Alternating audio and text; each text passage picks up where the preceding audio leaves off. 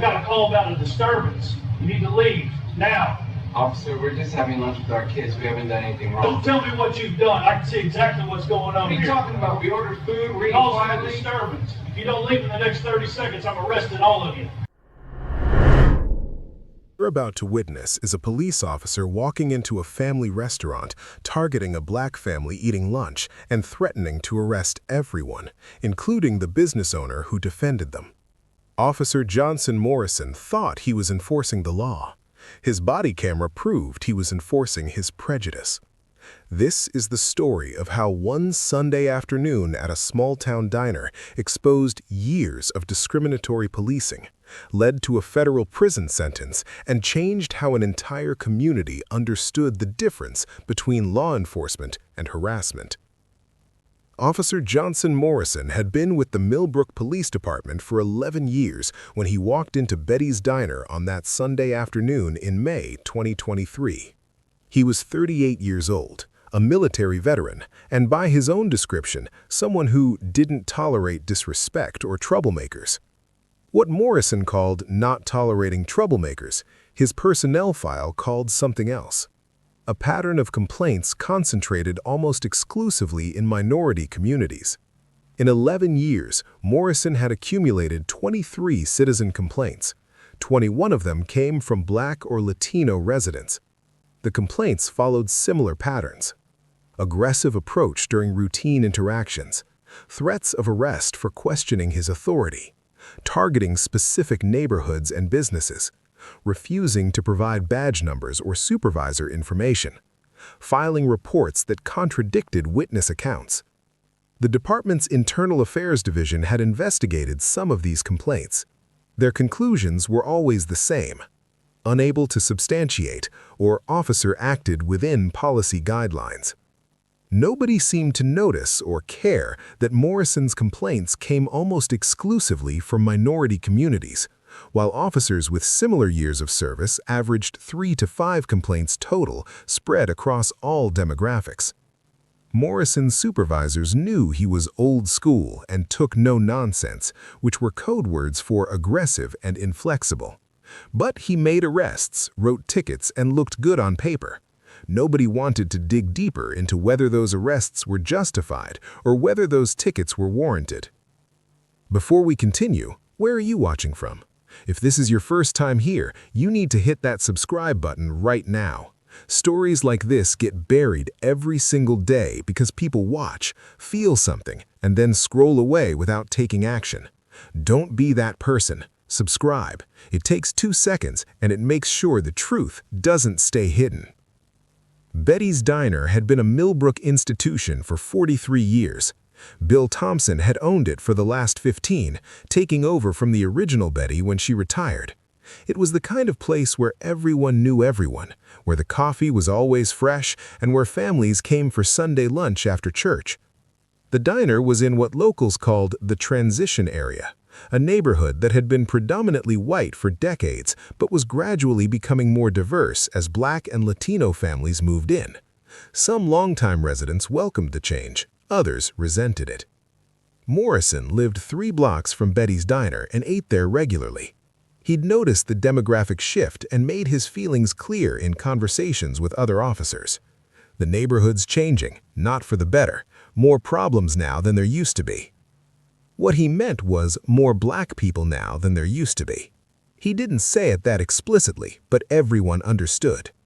The Henderson family, Marcus and Angela Henderson, with their 2 children, Jasmine, 12, and Marcus Jr., 8, had moved to Millbrook 6 months earlier. Marcus was an engineer at a tech company 30 minutes away.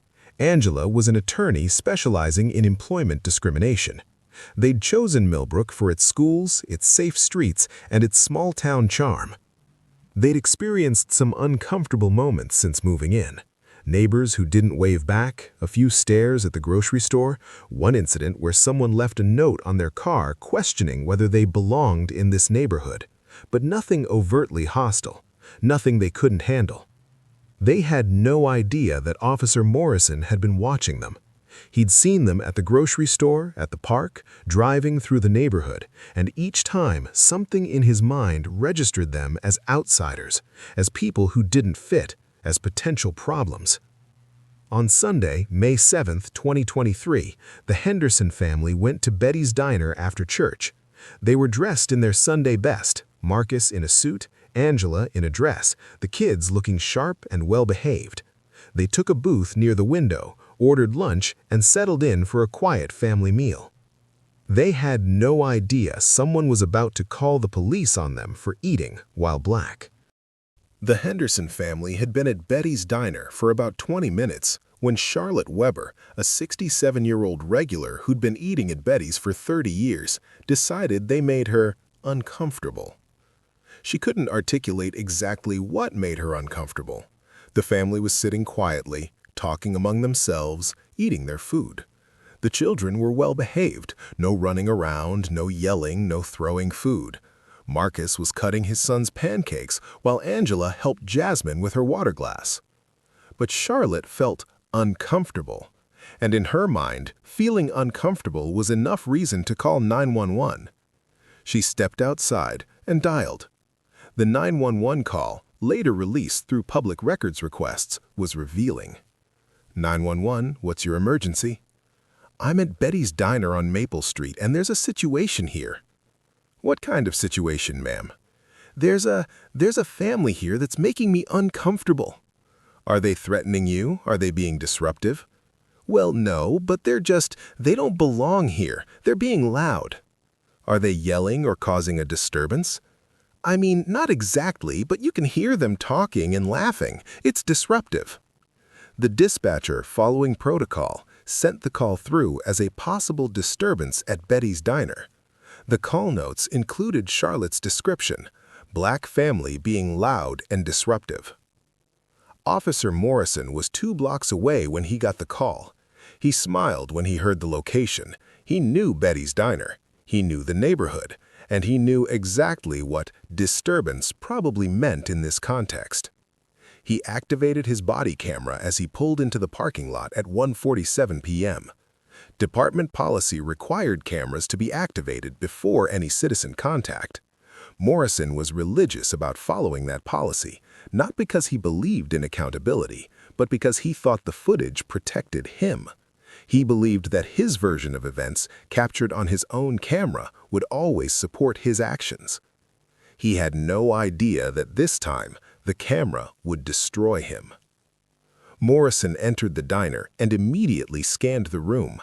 About 15 people were eating, families, couples, a few individuals at the counter. The noise level was typical for Sunday lunch. Conversations, the clatter of silverware, background music from the jukebox. His eyes locked onto the Henderson family immediately. They were the only black family in the diner. To Morrison, that made them the obvious source of whatever disturbance had been reported. He walked directly. I got a call about a disturbance. You need to leave, now. Officer, we're just having lunch with our kids. We haven't done anything wrong. Don't tell me what you've done. I can see exactly what's going on What are you here. talking about? We ordered food, we're eating Causing a quietly. disturbance. If you don't leave in the next 30 seconds, I'm arresting all of you. Morrison's ego wouldn't allow him to back down. He'd been challenged by a business owner in front of witnesses, and in his mind, backing down would look weak. So instead of de-escalating, he doubled down. This family is leaving. Now, if they refuse, I'm arresting them for trespassing. Trespassing? Bill couldn't believe what he was hearing. I'm the owner. I invited them here. They're paying customers. You can't trespass in a business when the owner wants you there. I can if they're causing a disturbance. They're not causing a disturbance. Look around. The only disturbance in my diner is you. Marcus spoke up, his voice measured despite his rising fear. His children were scared. He could see Jasmine's hands shaking, could feel Marcus Jr. pressed against his side. Officer, we don't want any trouble. If you want us to leave, we'll leave. But we haven't done anything wrong, and we need you to acknowledge that. What I need is for you to stop arguing with me. You're being combative. I'm being calm and respectful. There's a difference between combative and asking reasonable questions. Angela had her phone positioned to capture Morrison's face. Officer, can you state your name and badge number for the record? Put that phone away. I have a legal right to record police interactions in public. This is a public accommodation. State your name and badge number, please." Morrison's hand moved toward his weapon, a gesture meant to intimidate. "I said, put the phone away. If you don't comply, I'm charging you with obstruction." Recording police is not obstruction. That's established case law. Glick v. Cunniffe, First Circuit Court of Appeals. "I'm an attorney, officer. I know my rights, and I know you're violating them right now." The fact that Angela could cite case law seemed to enrage Morrison further. He turned back to Bill. "You need to order these people to leave, or I'm shutting down your restaurant for allowing a disturbance." "You can't shut down my restaurant. You have no authority to do that, and I'm not ordering anyone to leave because they haven't done anything wrong." "Then you're interfering with a police investigation." Morrison pulled out his handcuffs. "Turn around. You're under arrest." The diner erupted. Customers gasped. Someone yelled, "This is crazy."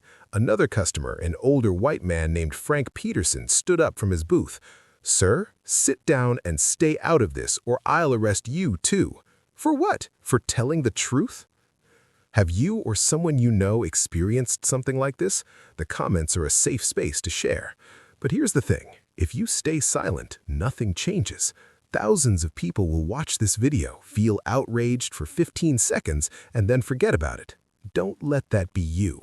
Comment, share, make noise. Sarah Mitchell, a server who'd worked at Betty's for 8 years, had seen enough. She pulled out her phone and called 911 again. "This is Sarah Mitchell at Betty's Diner. We need a supervisor here immediately. Officer Morrison is threatening to arrest customers and the owner for no reason. He's escalating a situation that doesn't exist. We need help." The dispatcher, recognizing this was the same location as the earlier disturbance call, immediately radioed for a supervisor. Sergeant Lisa Reynolds was 5 minutes away. Those 5 minutes felt like an hour. Morrison continued demanding that the Henderson family leave, while Bill refused to order them out. Angela continued recording, while Morrison continued threatening to arrest her for it. The children were crying now, terrified that their parents were going to be taken away by a police officer. Marcus made a decision. "We'll leave. Kids, come on, we're going." "No," Angela's voice was steel. "We are not leaving. We have done nothing wrong. We ordered food, we paid for food, and we're entitled to eat it. If this officer wants to arrest a family for eating lunch, he can do it on camera in front of 15 witnesses." Morrison reached for Angela's arm. Marcus immediately stepped between them. "Don't touch my wife. Step back or you're under arrest for interfering." "Interfering with what? We're sitting in a booth eating pancakes." Morrison's body camera captured everything. His aggression, the family's fear, the owner's defense of his customers, the other patrons' support for the Hendersons. It captured Morrison's threats, his hand moving toward his weapon multiple times, his complete inability to articulate what crime had been committed or what disturbance had occurred. What the camera also captured, and what would later prove crucial, was Charlotte Weber in the background looking increasingly uncomfortable with the situation she'd created. At one point, she could be heard saying to another customer, "I didn't think it would turn into this. I just thought he'd ask them to quiet down." The other customer responded, "They weren't loud. You called the police on a family for eating." Sarah left the diner before Sergeant Reynolds arrived, but her admission had been captured on multiple cameras. Sergeant Lisa Reynolds walked into Betty's Diner at 1:58 p.m., 11 minutes after Morrison had first approached the Henderson family. She immediately assessed the situation. Officer Morrison standing aggressively over a family in a booth, the business owner between Morrison and the family, customers with phones out recording, visible tension throughout the establishment. Morrison, outside, now. Morrison looked like he wanted to argue, but you don't disobey direct order from a sergeant in front of witnesses. He followed Reynolds outside, his body camera still recording. "What the hell is going on in there?" Reynolds' voice was low but furious. "I got a disturbance call, black family causing problems. I was handling it." "Handling it? It looks like you're about to arrest a family for eating lunch." They were being combative, refusing to leave when ordered. Did the owner ask them to leave? No, but then you can't order them to leave. It's not your business. What was the actual disturbance? Morrison hesitated. Call came in saying they were being loud. Were they? When you arrived, were they being loud? Well, I could hear them talking. Could you hear any of the other 15 people in that diner talking? Silence. Morrison, please tell me you didn't target the only black family in that restaurant based on a bullshit call from someone who was uncomfortable with integration. I was responding to a complaint that had no basis in fact. Did you verify the complaint? Did you observe any actual disturbance? Did anyone other than the original caller say there was a problem? Morrison had no good answers. Reynolds shook her head in disgust. Go back to the station. I'm handling this. And Morrison, turn over your body camera footage immediately. Don't edit anything. Don't accidentally delete anything. Everything gets preserved. Morrison drove away knowing his career was in serious trouble. Reynolds went back inside to do damage control. She approached the Henderson family first. I'm Sergeant Reynolds. I apologize for what just happened. You did nothing wrong. Officer Morrison will be dealt with appropriately. Dealt with how? Angela wasn't satisfied with vague promises. Because from where I'm sitting, a police officer just threatened to arrest my entire family, including my children, for eating lunch while black. I understand your anger. I'm asking you to file a formal complaint. I'm also asking if you'll provide any video you recorded. We take this seriously. Do you? Because Officer Morrison has been on your force for 11 years. This isn't his first complaint, is it? Reynolds' expression confirmed what Angela suspected. I can't discuss personnel matters, but I can tell you that your complaint will be thoroughly investigated. Bill Thompson joined the conversation. Sergeant, I want Officer Morrison banned from my establishment. He threatened to arrest me in my own business for defending my customers. He created a hostile environment for no reason. I don't want him back here. That's your right as a business owner. I'll make sure that's documented. Frank Peterson, the customer who defended the Hendersons, approached with several other patrons. We all recorded what happened. We're all willing to give statements. That officer was completely out of line. If you've made it this far, you're part of the solution. But watching isn't enough. Hit that subscribe button. Share this video with someone who needs to see it. Because here's the uncomfortable truth. If you don't spread this story, who will? The algorithm buries content that doesn't get engagement. Your click determines whether this reaches 100 people or 100,000. Choose wisely. Reynolds collected contact information from every witness. She watched several of the videos customers had recorded on their phones. Every angle told the same story. Morrison had walked into the diner with an agenda, targeted the only black family present, and escalated a non-existent situation into a confrontation. The Henderson family eventually finished their meal. Bill insisted it was on the house, but the damage was done. Marcus Jr. kept asking his parents if the police were going to come back. Jasmine had nightmares for weeks about being arrested. Angela and Marcus faced the sickening realization that even in 2023, even as educated professionals with resources, they couldn't protect their children from racist harassment by people in positions of authority. This is what we moved away from the city to avoid, Marcus said to Angela that night. We thought a small town would be safer, more peaceful. Instead, we can't even eat lunch without being treated like criminals. Angela was already planning their response. As an attorney specializing in discrimination, she knew exactly what needed to happen. We're filing complaints, civil rights complaint with the DOJ, internal complaint with the police department, and if they don't take this seriously, we're filing a federal lawsuit. Will that change anything? For us, maybe not, but maybe it'll change things for the next black family who moves here. Maybe it'll get that officer off the street before he does something worse. Angela had no idea how right she was about something worse. The trial began in February 2024 in federal court. The prosecution's case was overwhelming because Morrison had documented his own misconduct on his body camera. The footage from Betty's diner was played in its entirety for the jury. Several jurors visibly reacted to Morrison's aggression and the fear on the children's faces. The prosecution called 17 witnesses. The Henderson family, who described the terror of being targeted while having lunch with their children. Bill Thompson, who testified about Morrison's threats to shut down his business. Frank Peterson and 5 other Betty's Diner customers, who all testified they observed no disturbance before Morrison arrived.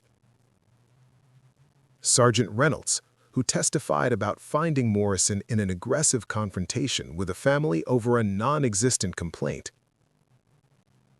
12 previous complainants, each describing nearly identical patterns of discriminatory treatment. The most powerful testimony came from Jasmine Henderson, the 12-year-old daughter. She took the stand, looked directly at Morrison, and described what it felt like to see a police officer threaten to arrest her parents for eating lunch.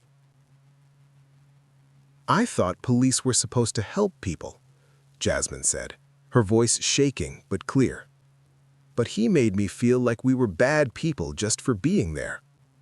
My little brother still has nightmares about police coming to take mommy and daddy away. I used to think police were heroes. Now I'm scared of them." The courtroom was silent except for the sound of several jurors wiping their eyes. Morrison's defense attempted to argue that he was following his training, that he had reasonable suspicion based on the disturbance call, that his actions were within the scope of his discretion as a police officer. The argument fell apart when the prosecution played Charlotte Weber's recorded admission that the family wasn't loud and she'd only called because she was uncomfortable. The defense also tried to argue that Morrison's pattern of stops in minority neighborhoods reflected crime patterns, not racial bias. That argument collapsed when the prosecution presented statistical analysis showing that Morrison's stop rates in minority neighborhoods far exceeded both crime rates and the stop rates of other officers patrolling the same areas.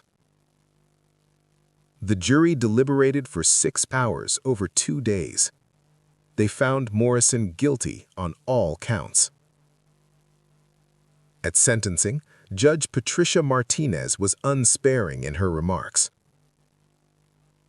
"Mr. Morrison, you took an oath to protect and serve all members of your community equally. Instead, you weaponized your badge to harass, intimidate, and violate the constitutional rights of people based on their race. The Betty's Diner incident was not an isolated mistake.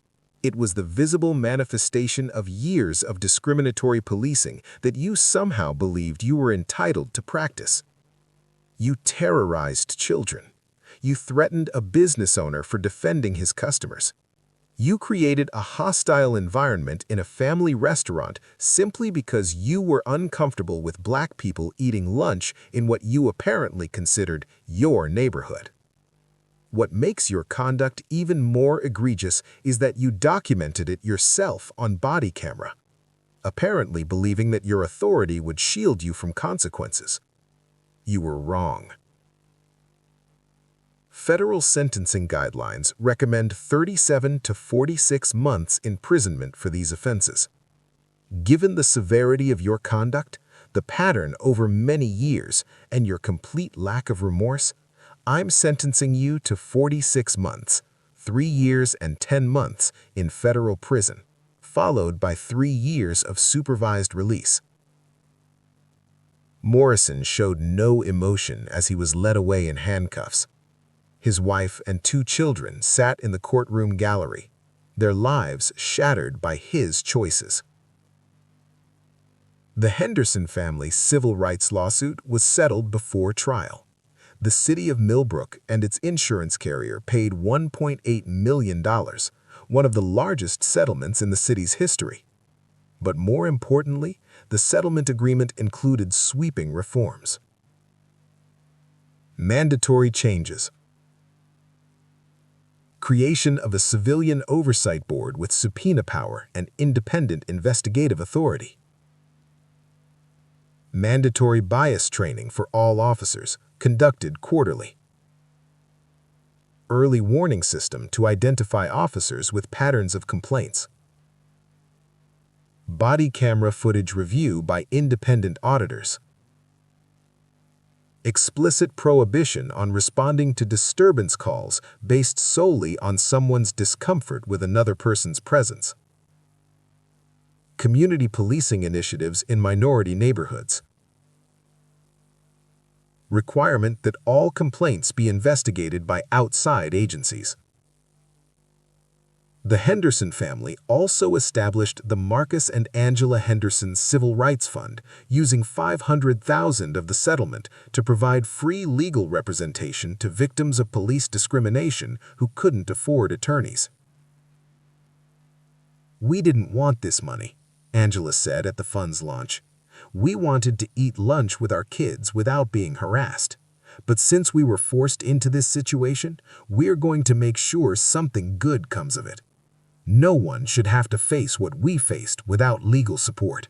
The case had ripple effects across the country. 17 other cities reviewed their policies on responding to disturbance calls after the Betty's Diner footage went viral. Police departments began training dispatchers to ask more probing questions when callers report disturbances that might actually be, "I'm uncomfortable with people who don't look like me." The DOJ used Morrison's conviction as a blueprint for prosecuting similar cases of systemic discriminatory policing. In the 2 years following his conviction, federal charges were brought against 12 other officers in different jurisdictions for patterns of civil rights violations similar to Morrison's. Thank you for watching until the end. That alone puts you in the top 5% of viewers. But don't stop there. Subscribe, hit the bell, share this in your group chats, post it on your socials, because tomorrow someone else is going to need this story, and if you didn't share it, they'll never find it. Don't let this be another video you watched and forgot.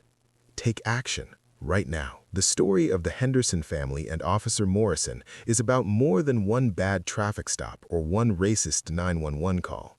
It's about how systems either enable discrimination or stop it. Millbrook's police department had enabled Morrison for 11 years by failing to recognize or address his obvious pattern of discriminatory enforcement. 23 complaints that were unsubstantiated because nobody wanted to confront the pattern they revealed. Officer Morrison destroyed his own career, but the system gave him the tools and freedom to do harm for over a decade before anyone stopped him. Every ignored complaint, every pattern dismissed as coincidence, every warning sign overlooked contributed to what happened at Betty's Diner. The Henderson family shouldn't have had to endure terror while eating lunch with their children. Charlotte Weber shouldn't have felt entitled to call 911 on people whose only crime was existing while black. Bill Thompson shouldn't have had to choose between protecting his customers and avoiding conflict with police. Frank Peterson and the other customers shouldn't have had to document police misconduct on their phones because they couldn't trust the system to hold officers accountable. But all of that happened, and it happened because racism isn't always burning crosses and violent hate crimes. Sometimes it's a 911 call about feeling uncomfortable. Sometimes it's an officer who sees black people in a nice neighborhood and assumes they don't belong. Sometimes it's a system that processes complaints without addressing patterns. The good news is that change is possible.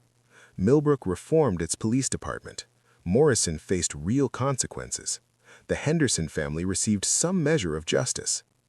Other families and communities can learn from what happened. But change requires vigilance.